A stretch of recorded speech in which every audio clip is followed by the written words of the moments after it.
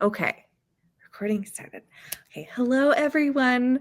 I am here with my good friend Javier, and we are finally talking on virtue, and it's a long overdue talk. We keep saying we need to have a discussion, and we're finally having the discussion. So Javier, how are you? I am good. That's I am good. good, Sam. I am good. How Also, are I you? haven't done this in so long that I'm just like, I don't know what I'm doing. Um, okay, so I really to get on this topic of virtue, I do want to go over three questions in this discussion and it's how did you get involved with the Catholic faith?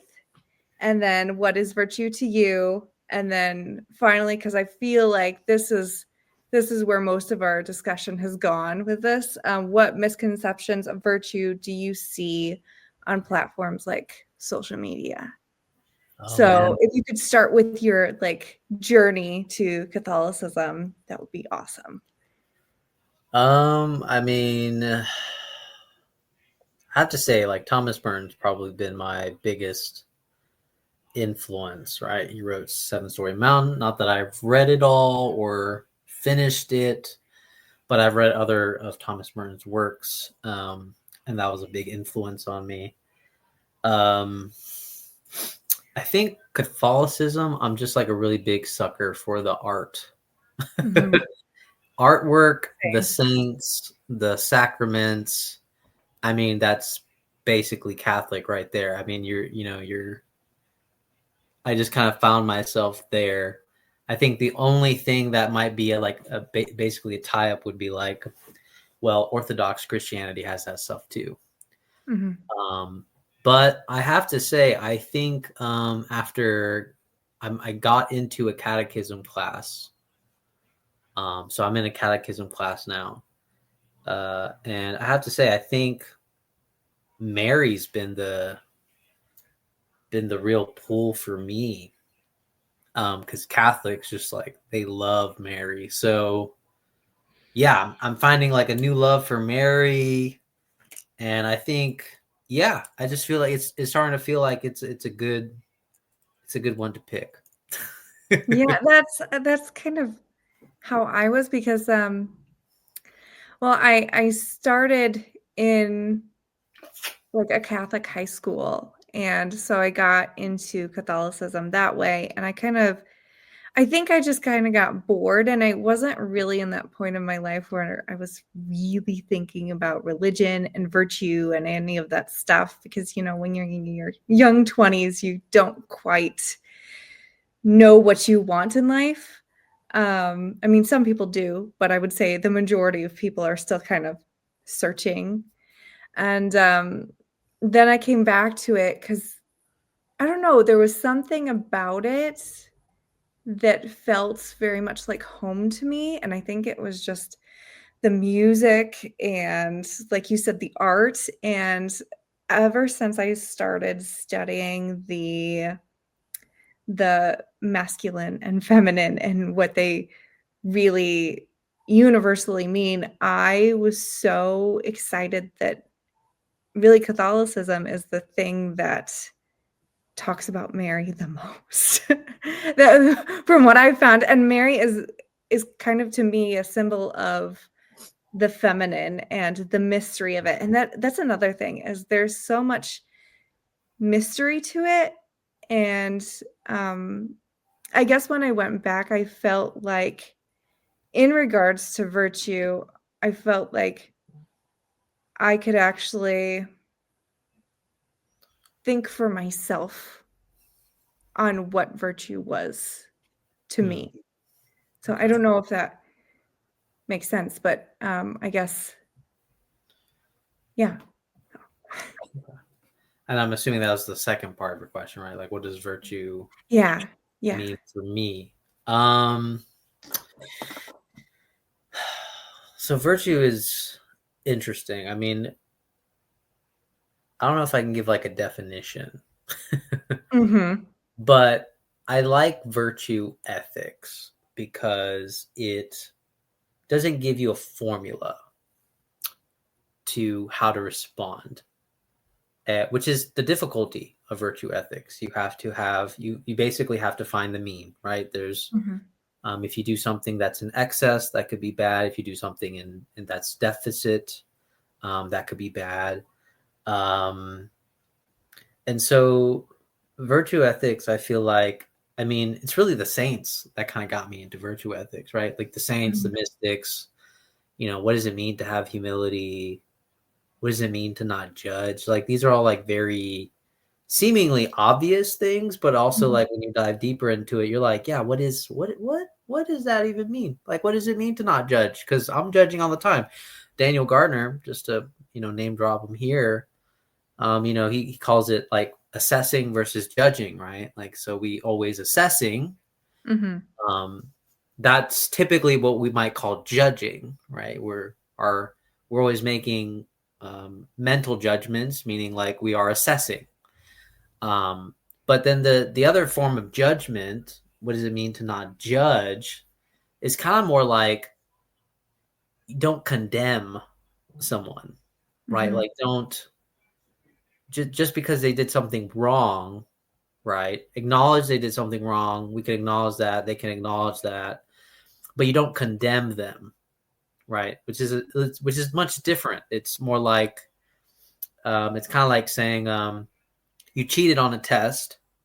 So okay, we could say that's wrong. But then I don't condemn you as a cheater. Mhm. See how that's different? Like, oh, Mhm. he's a cheater, so don't talk to him. Or like you're worse than me because you cheated and I didn't on the test. Right, right, because that's you saying now he's a cheater, right? You're Mhm. categorizing versus acknowledging like that was bad. Maybe you shouldn't have done that. All right, and that's different. That's just looking at the acts themselves versus condemning the person. And so, yeah, so do not judge is an interesting thing. And that kind of, again, all falls into like virtue, Mhm. having humility. Why would you not want to judge and condemn? Well, we've all done bad things too. So, I'm pretty sure we could carry some labels ourselves, Uh, Right. so yeah, that's different.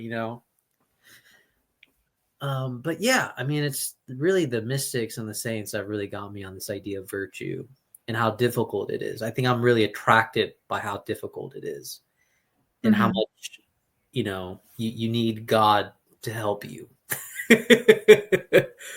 Absolutely. I think, what attracted me to virtue was, I guess, people's the different ways of people approaching it and their ways of defining it. Like, one person will say, well, it's more virtuous to be a leader where there's only one leader and the rest of the people submit below that leader, and that leader takes all of the burden upon themselves. And then another person may say, well, it may be more virtuous to be a leader who is collaborative.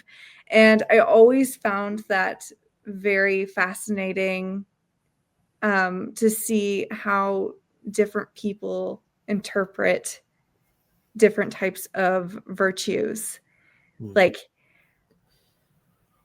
and I really think that might be where people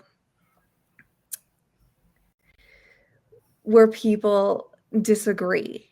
And but they're saying, I disagree with you, but you're a bad person.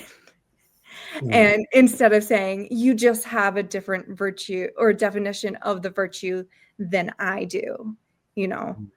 Hmm. It's interesting because I'm reading Thomas Aquinas with Mhm. Thomas Jockin.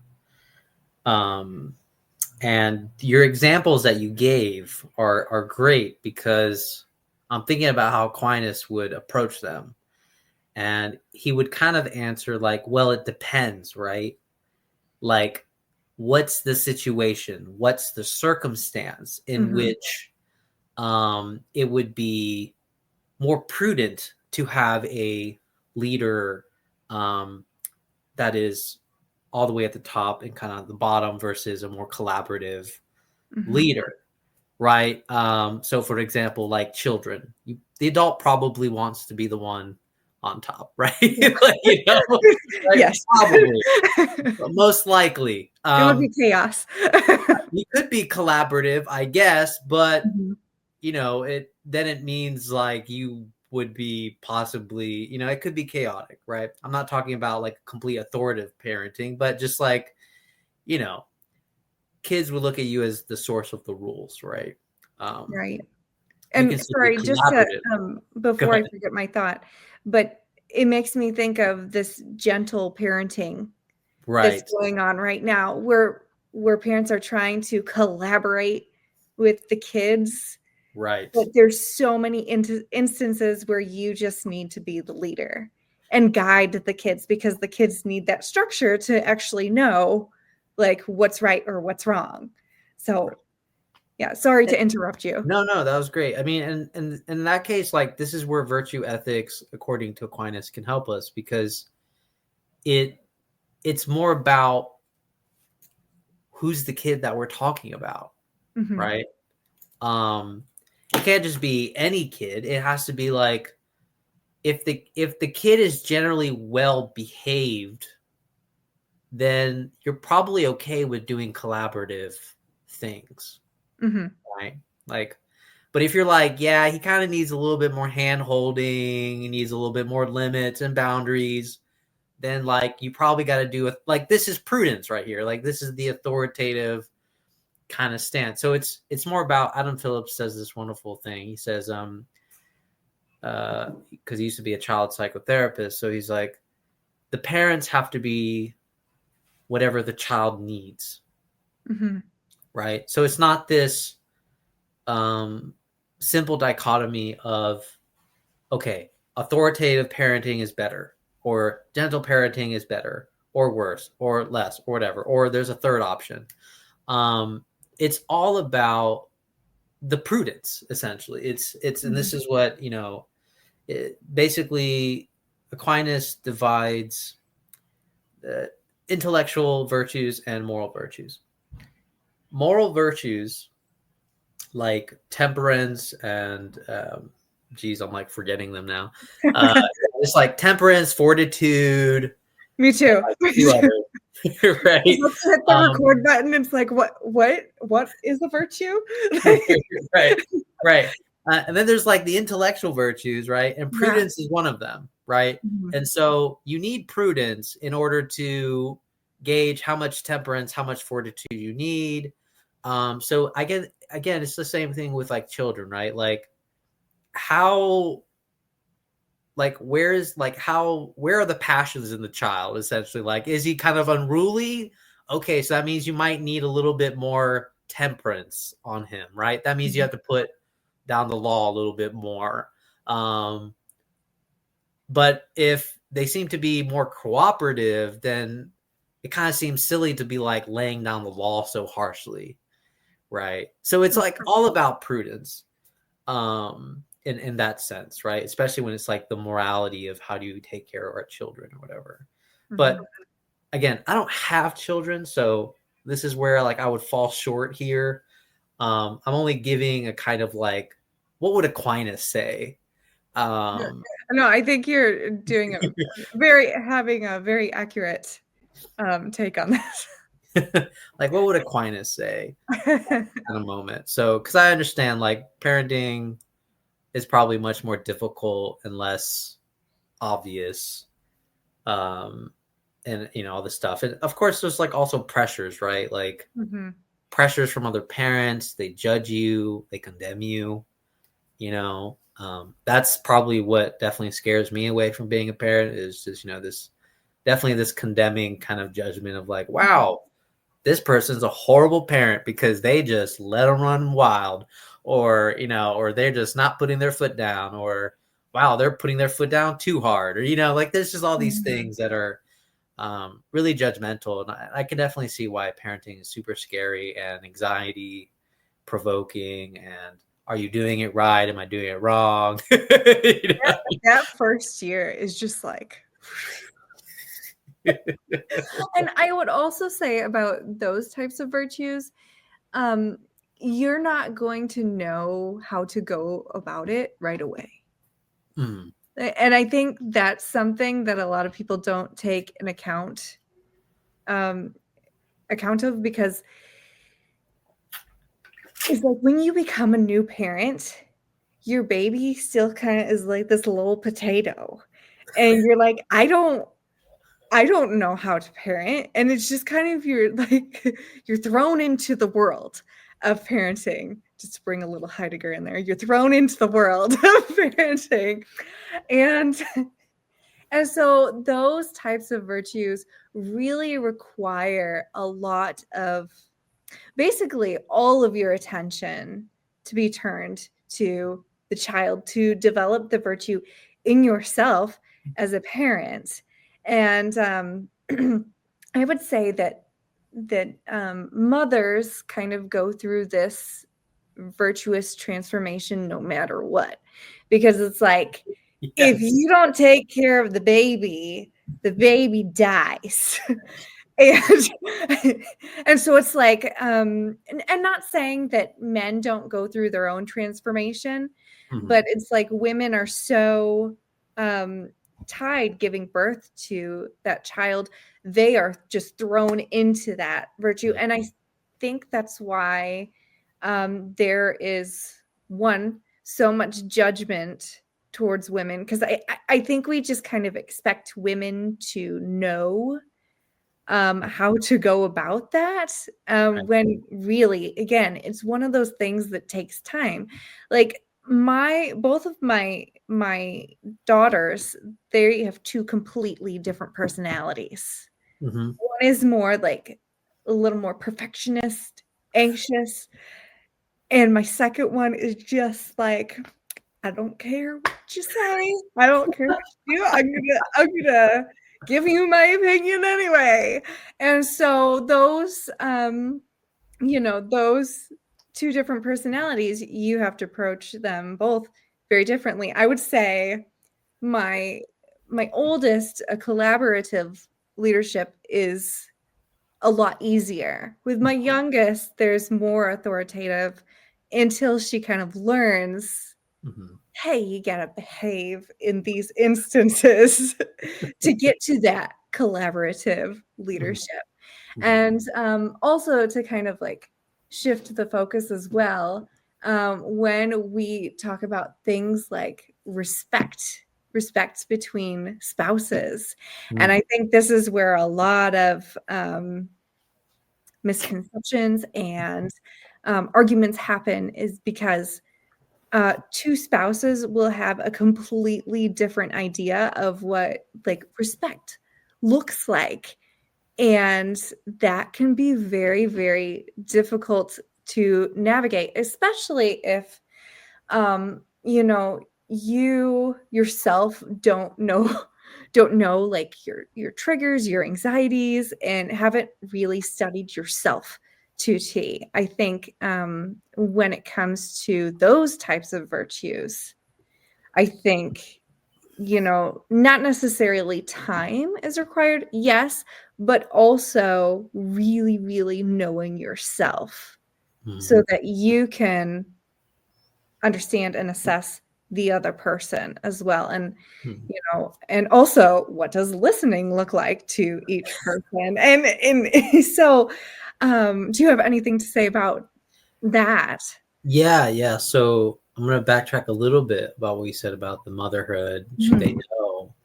Um, you know, this is a very interesting thing about virtue, and kind of Aquinas talks about it, is whether virtue is kind of residing in us or it's without us. And it's kind of in the middle, Mhm. meaning it's by accident. So accident is still part of substance, essentially. Like this is kind of like color, like a white box, right? The white kind of helps you see the box. So it's part of substance, right? So it's an accident. Um, But it's really interesting because there's that kind of stereotype of, well, you're a woman, you should kind of know instinctually how Mhm. to take care of a child. We don't. Um, yeah, yeah, Like, oh, right, it's very difficult to explain because it's like we do and we don't at the same time. right, right, Like, right. when your baby's crying in the middle of the night, when they're just a newborn, you're like, "Oh my gosh, what do I do? Do we feed them? Do I change their diaper?" And eventually it becomes second nature. But Hmm. those first few months, Hmm. it's like, I don't know what I'm doing.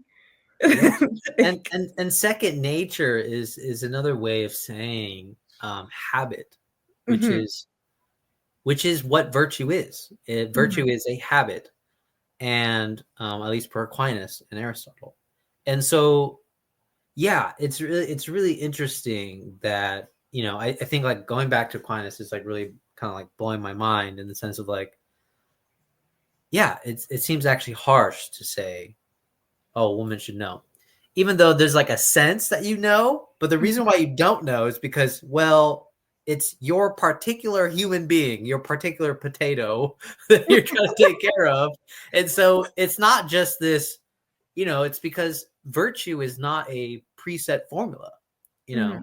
And so there is a sense in which you're like, okay, what's too much, or what's too little? Like that's you trying to figure out the mean of, yeah, okay, is the baby hungry, or is he just like mad, or do they need to go to the bathroom? Like you're trying to find the mean of their emotions essentially, mhm. and then you start over time gathering the habits, and so the virtues start coming out, right? Yeah, and um I think the catalyst of it too is kind of that emergency. yeah. Like, the baby's gonna die if you don't do this. Like, and that's an emergency. It's you know? Yes, yes, that is an emergency. And and not to mention like the thing that you said about like fathers and like mothers. Well, I think mothers, when you said, well, mother has to take care of the child, right? Or like there's a kind of intimacy with the child Mhm, that the father doesn't have, precisely because the baby comes out of your body. You nurse the baby, you foster the baby because they're in you for like 9 months. Um, and I think the crazy thing about motherhood is you kind of have to go through like you're like forced to go through an ego death, right? yeah, Right. And some mothers react very yes. strongly to that because they're like I this may be too spicy of a topic, but I wonder if like abortion is kind of related to this prevention of an ego death. Um, Mm, that would be interesting. But yeah, it's this idea of like you're gonna have a baby, and that means your previous self is gonna die. It's gonna change. mhm, And that's really hard to look at that because you're the only one kind of going through that ego death, right. right? And that can kind of create a little bit of resentment, right? Like, is the father there? Is he not there? Or is your partner there, not there? Are they being supportive to you?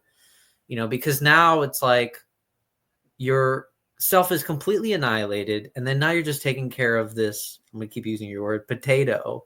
And you're just trying to love on it, and you're just like, I lost myself. And Mhm. so there is a sense in which a kind of what they call it, was it mother's depression or Postpartum depression. postpartum depression, right? Like that stuff kind of makes sense to me. uh, Mhm. Did you Specifically. Oh, Yeah, sorry, you go ahead. no, go ahead, that's it. Did you know that it actually takes 7 years, for a woman to recover mentally from having a child? I could I could believe that. I could believe that. I did not know that, but I could believe it.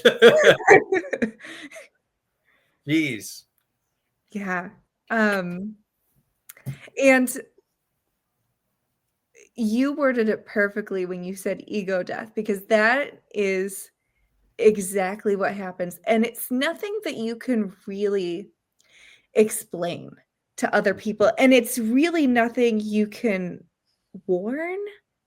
women who haven't had children yet about. Because when you haven't had children yet, you're just kind of like, especially like in your young 20s, you're living your life. You don't really have to worry about anything. And then all of a sudden, it's almost like you've just kind of disappeared. And your focus is like the kids. Mm-hmm. Like, it's not about you anymore. And I know I feel like I would make a lot of people angry with this, but I do think it is a very important point to make, is that from what I've researched and understood from other women, the women are forced to go through an ego death in some sort. Mm-hmm. Um, for the men, it's more so like a choice. You have to choose to go through that Right. ego death, because you're not the one who carried the baby, and it really, like, hormonally, physically, it just alters everything. So it's like you Mm-hmm. wake up one morning and you're like, oh my gosh, who's this body I'm in? Like, it's a very surreal experience. And then also, to your point, how you were saying that some women react um, more with more difficulty to that ego death. I think that's where a lot of problems come in, because a lot of women will want to like hold on to what they were before. Right. And, really, you can't go to back to who you were before. All you can do is create a new transformation for yourself. Mm-hmm. And it's almost like you have to rediscover yourself all over again. And and that can be difficult too. And uh, also, on the topic of virtue, with that, a lot of people are very divided on what that looks like for women, like reinventing yourself, rediscovering yourself. You've got a lot of people who say, once you have kids, that's who you are now. You're just a mother, and you're not really anything else. That's your purpose, that's your virtue. And then you have another part saying, well, no, you should cling to some things that you held in the past, or you should rediscover yourself, because if you rediscover yourself, then you can be more of a whole person for your children, instead of somebody who just poured everything into their children and just didn't know who they were. And so that, I think that creates a lot of controversy and difficulty in um, communities, with mothers, and mothers feeling judged because because people have a different way of going about these things, on how to raise children, and how women should act and react to children. So No, I mean, yeah, it's like, I mean, the way you set up the other example about, well, that's how you are, that's who you are now. It almost sets it up like a condemnation.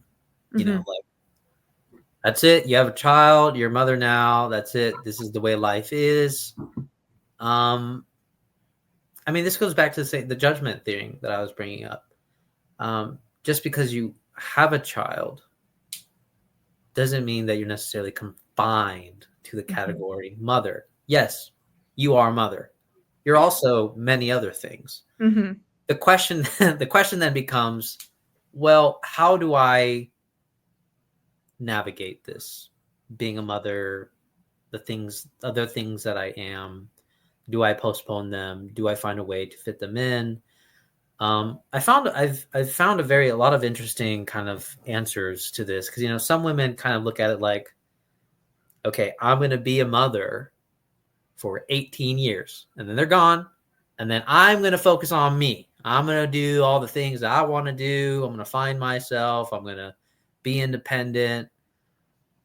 I don't think it's Mhm. like, I mean, it's one answer, right? I mean, it's something that's hard to be very clear about, because I can imagine like a lot of these answers are kind of dependent on the situation. What's the situation? Well, I don't know. What's the situation? Was their husband away for a long time, or that they didn't have help? You know, there's so many things like that I could imagine that it would just be easier to say this is just what it is. Mhm. Um, Whereas some women really had a lot of hope to be something else, Mhm. um, in dreams, and that's what I'm saying. Like it really is like an ego death because it's like, Yeah. well, you had dreams, you had aspirations, you had goals, as they say, and yeah, this is really, like, really connecting to the kind of modern dilemma of like why women don't want to be tied down to the mother category. Mhm. Um, because I think it does imply kind of ego death. And because society kind of looks at it like it's something that you should do. Um, but also at the same time, you kind of brought to light to me why marriage was previously like a sacrament, because you said the guy has to choose to go through an ego death. Mhm. Um, Religions, and I know this is disagreeable for a lot of people, but like religions made divorcing hard, Mhm. essentially. Why? Well, they want one, marriage is a serious thing, first of all. So they're trying to tell you that. Mhm. Um, but then they're also trying to get that other side to be committed. Like once you are together, you're committed to this. Like you're dying to self, Mhm. essentially, right? You're supposed to take care of your spouse. Your spouse is supposed to take care of you, child, etc. All this stuff. Now, this has all been moralized by the sort of like liberal side, and I think it's been good that there's been critiques against it. Um, but I think the critique that liberalism sort of misses on this is that there is a kind of ego death that is so pivotal, um, that we're afraid to go through, versus just being like, no, I don't want to be a mother. No, I don't want to have the label of father. Um, yeah, it's just, I mean, I think it has to do more with attachment, which is why Mhm. we push against these ideas. But also at the same time, which we talked about this before, the whole clean. I'm also kind of against like the right wing, like very clean formula of just like, okay, well, the husband has these responsibilities, the woman has this Mhm. responsibilities. Um, Mhm. it's like, well, see, that kind of sets up a weird dynamic because that risks condemnation, right? Mhm. Basically, just being like, oh, so you're not doing your job, Mhm. right? And it becomes, I would say, would become more transactional rather than virtuous Right. Right. because you're just like, oh, I'm just fulfilling a role Hmm. instead of I'm doing this like as the ego death, kind of like for my spouse. Hmm. Hmm. And like even with those roles, like I was talking about respect before, um, you know, people have different ways of looking about how those roles should go and what would make it virtuous or not, or the definitions of them, and it can get really I think this is the most difficult part is that people, go in thinking that it's not complicated when it is actually really, really complicated when you get down to the, nitty-gritty of it, of, like, what does respect actually look like to you? Because I think, a lot of people and I don't wanna say a lot of people don't know, but at the same time, it's like, you don't really know until you go through that Hmm. sort of Hmm. type of relationship because it's like that's your other person. So one thing, this was my naivety when I got into a relationship. I thought, well, when people fight, when couples fight, like it just a lot of the things that they fought about, I didn't feel like mattered to me. So I was just kind of like, I don't really know what is their deal.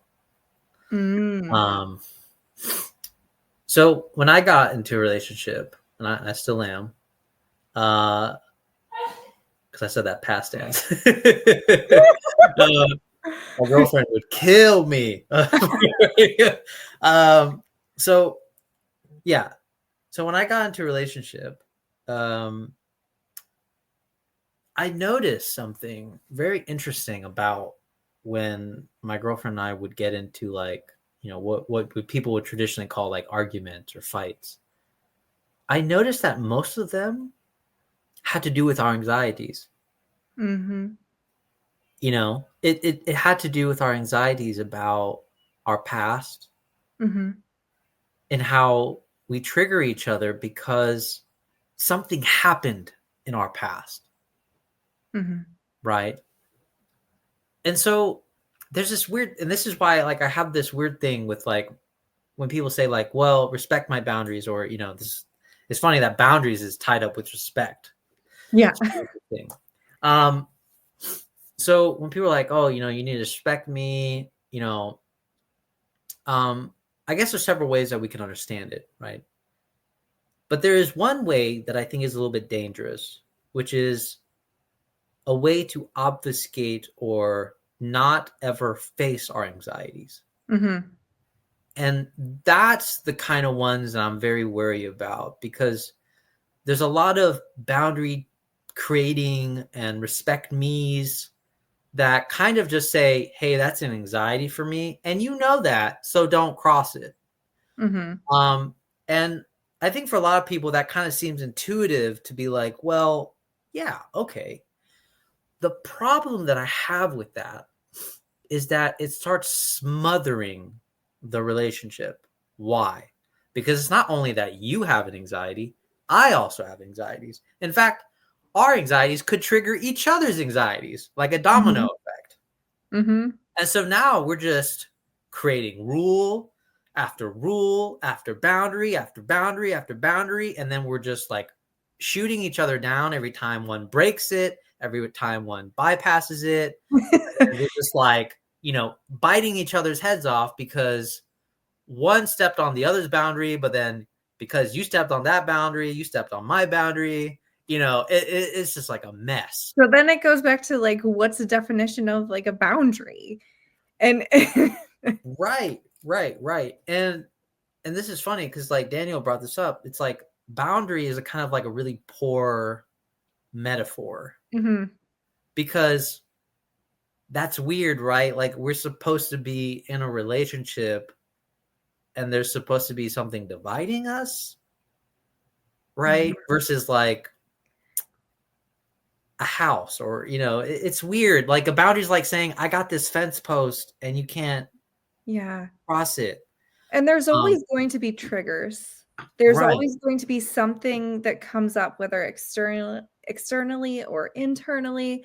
And, if you have those, like, I'm not saying that I do think like boundaries is not like the best word for it, like you were saying, but it's like you kind of have to have a space where you both feel safe to work on those anxieties together. So it's like right. creating like a room of respect. But then it goes back to what does respect look like? And I like bridge, maybe bridge, bridge. that's really I like good. I I like like that. bridge because then bridge, it allows the other person to cross over, right? Mhm. Have some space, Right. right? Let's create a bridge here. Have a little bit of distance. Mhm. Um, but the thing that I noticed though is that when we just articulate our anxieties to each other, I would say most of the time, we don't have to create a rule or boundary. Mm-hmm. Because in my experience, it's more about speaking the anxiety to your partner. Mm-hmm. And the problem with the anxieties is that it's going to take a while, or they may remain, or it's always going to kind of be an anxiety. It just kind of depends. But I refrain from saying, like, I'll give an example. Actually, it's going to be about my personal life, but I'll give an example because I think it's adequate. So my girlfriend likes making a lot of like sarcastic jokes. Mm-hmm. I have a very bad history with sarcastic jokes because in my past, sarcastic jokes is always a passive aggressive way to say something Mm-hmm. about how they have a problem with me. So I will get triggered or have anxiety about, oh, is she actually feeling this way about me? Mm-hmm. Is this how she really feels? Why isn't she just approaching me directly versus these sarcastic jokes, essentially? Mm-hmm. So here's the thing. A person would be tempted to say, okay, I don't like sarcastic jokes, and I don't like sarcastic jokes, so don't make sarcastic jokes anymore, right? Mm-hmm. And it's because of my anxiety, right? That's one way, but I don't think that's a good way. It's more about, and so I never made it a rule because she was like, okay, well then I'll stop. But the thing is, my partner does like making jokes. Mm-hmm. She likes making sarcastic jokes. Um, but what I noticed is that the more I shared and the more I got to know her about where she's coming from with her intentions about the sarcastic jokes, is that I learned, or I had to relearn, that when someone makes a sarcastic joke, it doesn't always mean that they're trying to say something negative or passive aggressive about you. Mm-hmm. So it's just giving that space, giving that breathing room to allow yourself to interpret another meaning Mm-hmm. to your anxiety. And that is kind of close to what you're saying, is getting to know your partner, being intimate with your partner, right? Yeah. And that's why I'm really hesitant about throwing rules, like quick ones, because it takes, like, first of all, it takes a lot to just even get the information out, you Mm-hmm. know, like you probably won't get it the first time, might get a little bit, the second time it happens, you'll get a little bit more. Like, we're both still opening ourselves up to what is exactly the problem. Mm-hmm. So that's what we need. We need space to articulate our issues. And then when you start realizing, like, oh my gosh, yeah, my partner, I trust my partner, and I know she doesn't mean that because we've talked about it, right? Mm-hmm. So now when she says a joke, like, it just rolls off my back, right? Like, the sarcastic comments just roll off my back. So now it seems silly to say, to have put a rule before then to say, like, hey, don't make any jokes. I don't Mm-hmm. like it. And now it seems silly because now I'm used to it. I understand her and she understands me. And it feels like a more trusting relationship. So Yeah.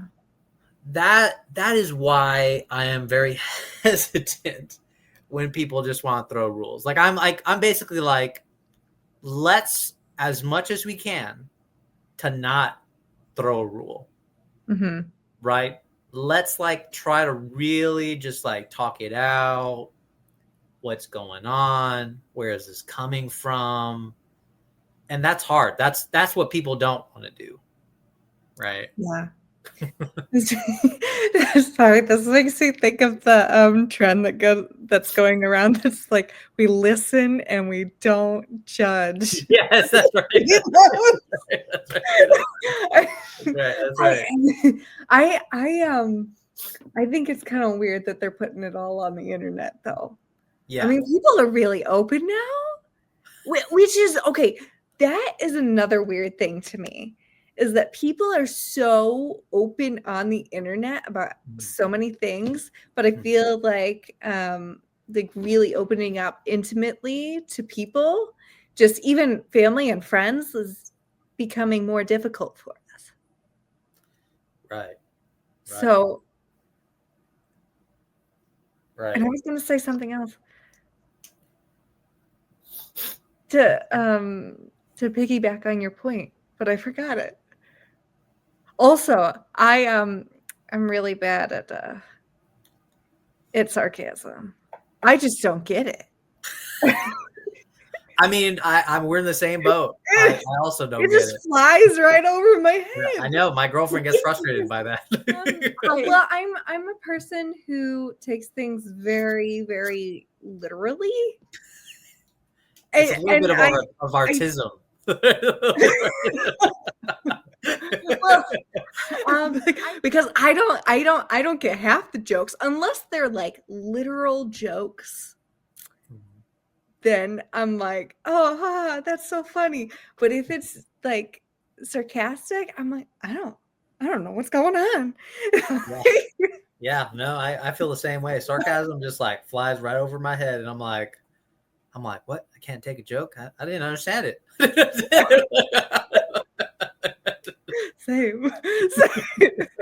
um, well, and actually, uh, this actually is a really good point to go into the what misconceptions of virtue do you see on platforms like social media, and I can think of one major one that is like going around on social media right now, and I don't want to make people We listen and we don't judge. clearly don't judge. I'm not here to make people angry, but I have noticed that a lot of people are just kind of diagnosing other people with Right. things like antisocial personality disorder and narcissism, and um they're not trained professionals, and it's like, you want to be empathetic, you want to listen, because it's like, who am I to judge like what a person has been through? I wasn't in their life. I don't know what they've been through. But at the same time, I'm like, if we're just kind of labeling things very easily or without caution, then that becomes a problem as well. Because I mean, again, this is a very, very difficult thing to discuss, but I do think it's very important. Again, who am I to judge somebody else's relationship? But, you know, we we don't necessarily know if, was this person truly a cluster B personality disorder, or did those people just have two completely different ways of defining virtues and how to go about things? And it's like, that's a very, very difficult and complex thing, I think, Mhm. to discuss, because there's a lot of feelings involved. And so, you know, you really got to be compassionate with individuals as well, because it's like people have been through awful, awful things. Mhm. But at the same time, it's like I think social media is largely to blame for like an enormous hype of, well, this person is just a bad person, Right. versus this person, you know, because we're all a little messy. This person is a little messier in these areas because their virtues are different than mine. So to me, it looks bad. I hope I articulated that okay. Like, I understand there's a huge Mhm. problem and people are in, you know, in bad relationships or friendships Mhm. or, relationships with parents and, do you have anything to say about this? Because I Yes, really wanna yes, know yes. if No, you yes, I do. I do. okay. I have a lot of things to say. You know, like you've seen my comments on, people talking about like narcissism, right? Mhm, There's a lot of people talking about narcissism. What are the signs of narcissism? Or mhm, like even like gaslighting, for example. mhm, Um, so the problem with that is, and I could give like an example where it just doesn't seem helpful, which is like, let's say your partner does have the, I don't know if you can hear my cat. uh, It's a great background noise. so he's just gonna keep meowing. So let's say It's like, I'm very excited for this conversation. so the the problem with the label is that if Mhm, you're arguing with your partner and then you're just like, you know what, you're just a narcissist. End of it. That's it. You're a narcissist. So mhm, what does that even like entail anymore? Like mhm. you can't even have a conversation anymore because you're just like, that's it. You fit the bill. You're a narcissist. You're Yep. doing this to me. You've done this to me all the time. Blah blah blah. Like, how does that help you have a conversation? Mhm, How does that even help you? Like one, if the like I try to entertain the worst scenario, right? Like, let's say the person is a narcissist. mhm. Um, are you feel like do you feel like you're gonna get them to admit that? Honestly. I I heard that most who actually are don't really admit it or they don't really get treatment for it. It's a very, very new thing to actually get treatment for that particular. Right. And then let's say you were accused of narcissism. Wouldn't Mhm. you be saying that you're not narcissistic? Right. Right? Like So we see the problem, right? Like, but then that could further affirm for me that you're a narcissist because mhm, narcissists don't acknowledge when they're a narcissist, right? But then why would mhm, you acknowledge being a narcissist if you don't feel like you are one? mhm. So there's a very problematic thing that we're running into, which is what's the point of accusing or using this label when the point is to have a conversation Mhm, honestly and really get at the issues at hand. mhm. It seems to me none of these labels actually work on a fundamental relationship scale. They only seem to work on a therapist to patient scale, Right. right?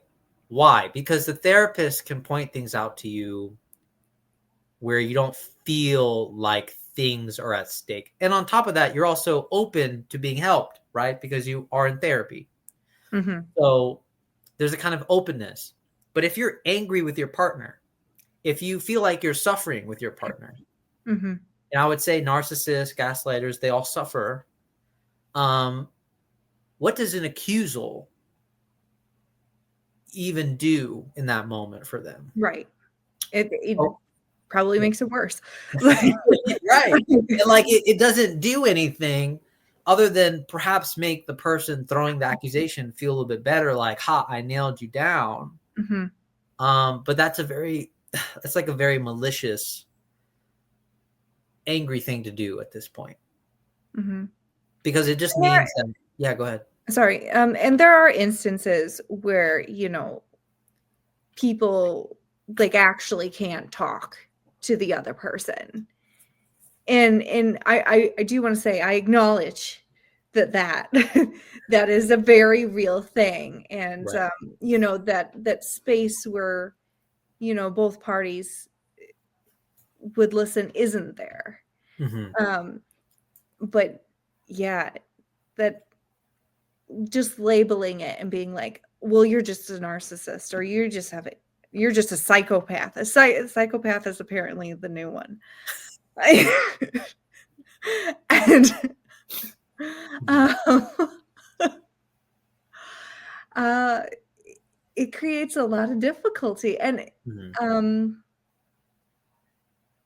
yeah, the labels really shut down any form of communication. And it doesn't even have to, labels don't even have to be um with the cluster B personalities. I mean, moving it to like politics. Oh, well, you're just a Republican, you're just a liberal. Like, I can't talk to you at all because you obviously are stupid, or you don't have empathy if you're on that side. And I think we're seeing a lot of that labeling right now, because it almost feels like we're trying to take a very, very complex issue and make it simple, kind of like how it's really simple to push a button on a phone. Mhm. That's kind of how it feels like. And um I think to actually, sit with somebody and like develop that patience is, you know, I don't know how we're gonna fix that if we have, I know this is going veering into technology, but like if Mhm. we have social media like TikTok, where you can just keep swiping, I Mhm. feel like that almost has trained our brains to veer away from, sitting and listening and being open. Yeah, I mean, it's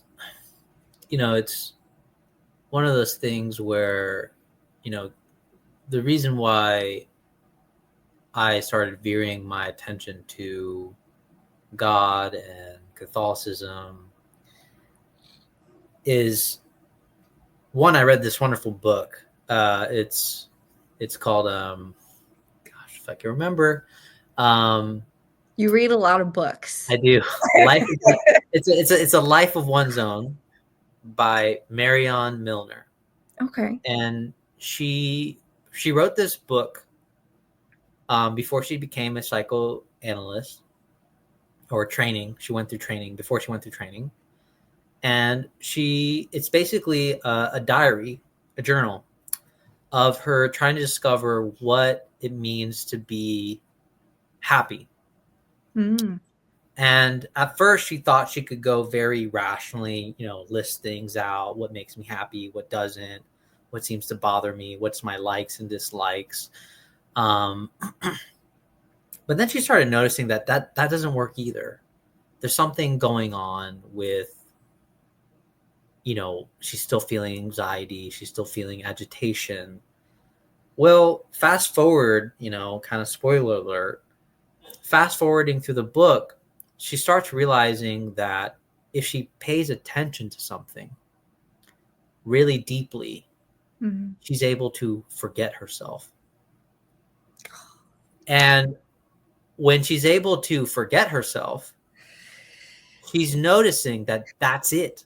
Like, that's what she wants.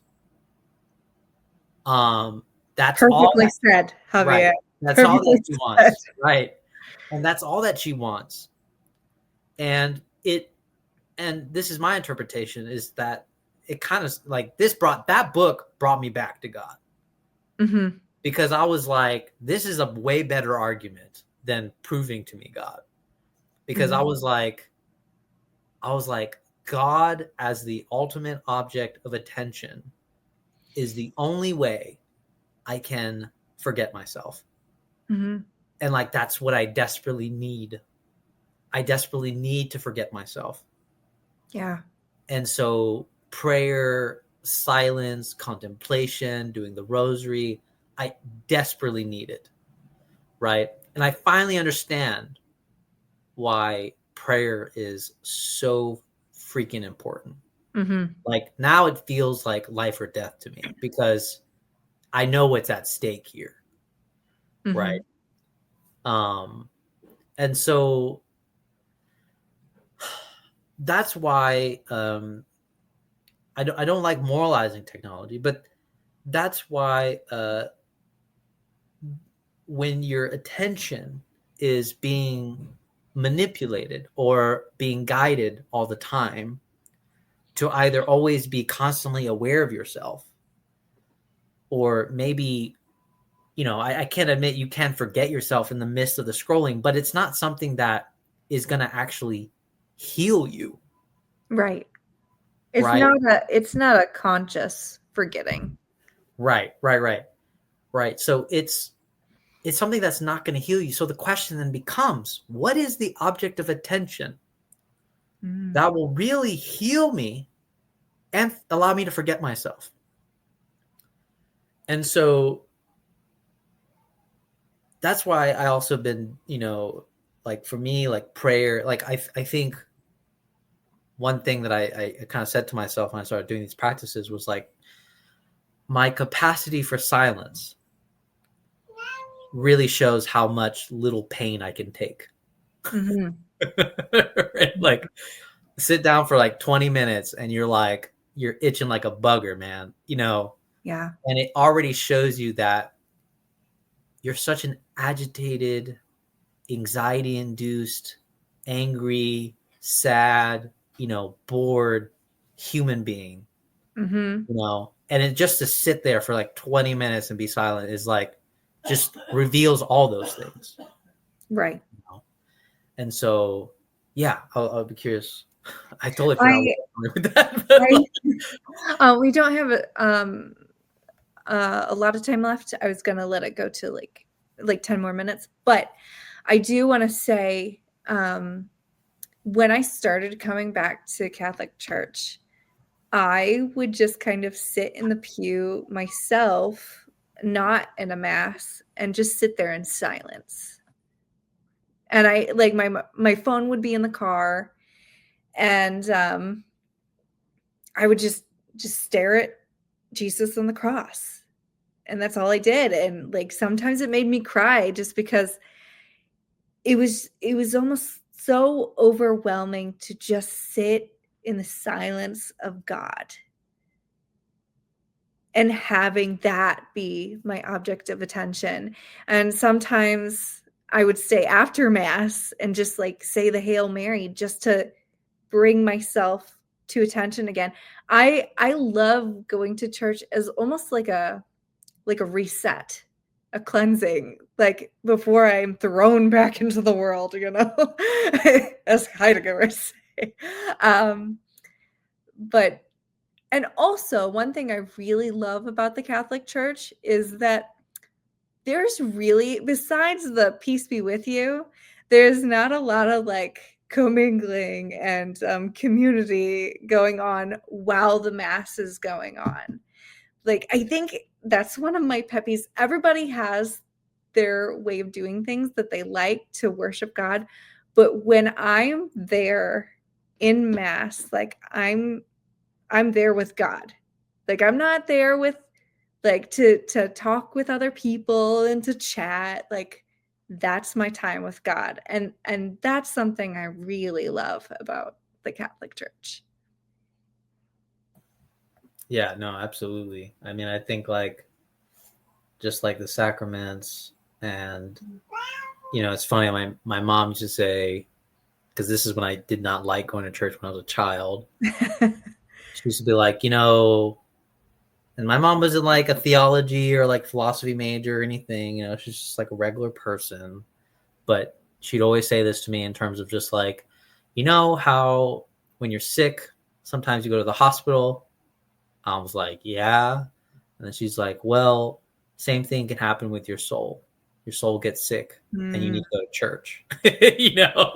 And I, for some reason, like I've always kept that in my mind, but I also thought, well, that's really accurate to the gospel, isn't it? Like when they're accusing Jesus of like why he's with the taxpayers and all these other people, and he's mhm, like, well, I'm here for the sick, right? I'm here for the wounded and the impoverished. And so, yeah, I mean, just I think also this is really interesting, and I know we're catching time here, but what's really interesting is just like this is where humility really hit me, was that realizing that you're actually like a much more feeble human being than you think you are. Mm-hmm. Like that's super surprising to me, because I will say, anyone, if you're listening, if you have an idea of how weak and feeble you are, I would say drop that lower, and that's probably where you are, because if you find yourself in so many moments of like, I shouldn't be sad right now, that's pride. Like that's pride. Or I shouldn't be angry about that. That's so dumb. It's like, that's pride. Like you are mad because you feel humiliated, because you are already in that emotion, right? You already feel the anger, the resentment, the weakness, the sadness. And for me, it's like, okay, that is being humble right there. Like Mm-hmm. acknowledging that this is my state and I need help. I'm vulnerable. I need my partner to help me. I need Mm-hmm. them to explain to me what's going on. Tell me the story of what happened so I can understand how I interpreted this event wrong. You know, so yeah. Yeah. So it's like, I know that this discussion was great, and we could go on for hours on Right. this, I'm sure. This was like, well, it's one of those things where you it's slow to start, but once you get the ball rolling, it's like, what about this and this and this and this? But yeah, I would say uh when it deals with, like, in dealing with emotions, I felt humbled many times in my life. Like, I really don't have it all figured out. My 19-year-old self was like, I got this. Like, Right. teenager. Right. Yeah, no. There were a couple ego deaths in there. And I'm like, I know nothing. Which really, yeah, I feel that on a daily basis. Like, I just know nothing. I'm just trying my best. I mean, this is why I like reading the Psalms. I mean, I think the Yeah. Psalms is the most perfect example of just people being like, I don't know, God, did you leave me? Are you hiding from me? Are you running away? My favorite one is like where the guy says, like, God, I know you're angry with me, but if you kill me, I won't be able to love you. I won't be able to love you. Sometimes I look at the Bible and I'm like, oh, this is just like a huge book of people just kind of like trying to be like, what is going on? Right, Like, right, right, I'm just trying to figure it out. right, right, right, right. It's like we view like the famous philosophers, and we're like, oh my gosh, they gotta figure it out. They really hit the nail on the head, and I can probably guarantee they were all like, I'm just trying to figure it out. Right, right, right. Oh gosh. And on that note, thank you so much Yeah. for helping me revive my channel. Well, I hopefully do it's have revived. a couple more discussions lined up so far. So, we're getting there. Okay. I'm like slowly but surely coming back from my busy life. But anyway, thank you so much for agreeing to talk with me on my channel. So. Yeah, my pleasure. My pleasure.